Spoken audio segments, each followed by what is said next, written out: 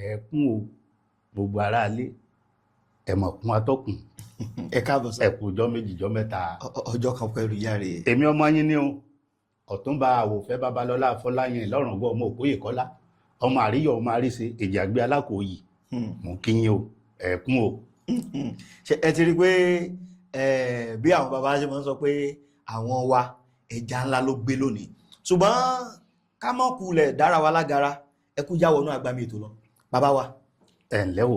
bí gbogbo ayé ti mọ̀ á mọ̀ pé ìkan nínú àwọn àgbààgbà tí a lè sọ wípé kódà tàbárí àmọ́ àkàmé ní méjì mẹ́ta ààyè yín òkè ọwọ́ iwájú ló wà. ọlọ́ọ̀lọ́ mọ̀ ni. ọlọ́ọ̀lọ́ ni. bàbá ẹ̀yin ìyẹn wa wọ́n ti dárúkọ yín fún yín now ẹjá wà wò báyìí ọmọ ìlú wo ni yín sá. ọmọ Ìlá-Ọ̀ràngún ni mi ọmọ Òkóyè Kọ́lá.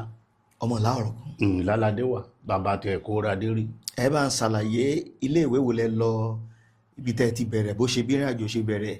Ìlá náà ni mo ti lọ sílé ìwé ní LA school lókè Alóyìn mo ti bẹ́ mo kàwé 6 mo ti bẹ́ mo lọ s'Àgbámú lọ rí ka secondary school ní GSS Àgbámú àmọ́ eré ìtàgé kò jẹ́ káwa fi bẹ́ẹ̀ kàwé tó rágídí pọ̀ iṣẹ́ ìyá fẹ́ ṣe náà eré tíátà ló wù mí láti ṣe ló mú mi sákò nílé. ok ìgbà tẹ́ wá sákò tán ṣé kò wá lè wá wà yóò. Èkó ni mo sá wá o Èkó ni o.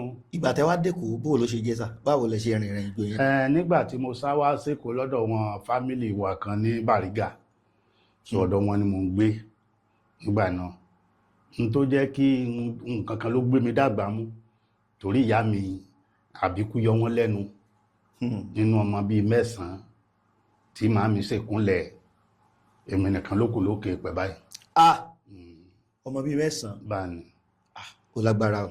now ìgbà tí mò ń worúkọ yín mo rí i pé Afọláyan ń bẹ ń bẹ.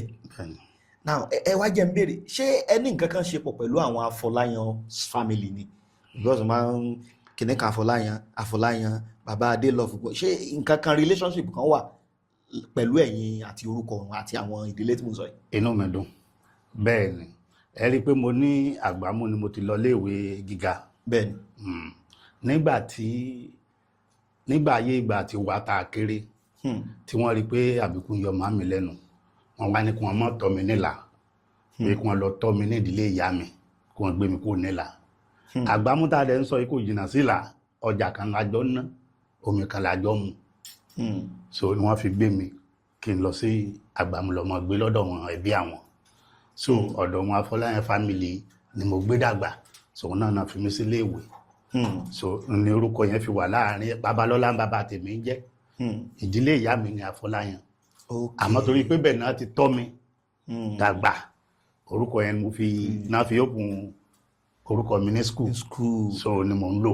tá a bá ní àwò náà omi ẹ̀kọ́ náà ni ìdílé ìyá àti omi ẹ̀kọ́. orí ẹ̀ mo máa ń sọ fún èèyàn pé méjèèjì ni ó mọ̀ ṣe tí ìjà kọ́ o méjèèjì ni ó mọ̀ ṣe tí ìjà kọ́ mi ò ní fi ilé yálẹ̀ o méjèèjì ni ó mọ̀ ṣe tí ìjà kọ́. bàbá ṣe ló ń kọrin ni.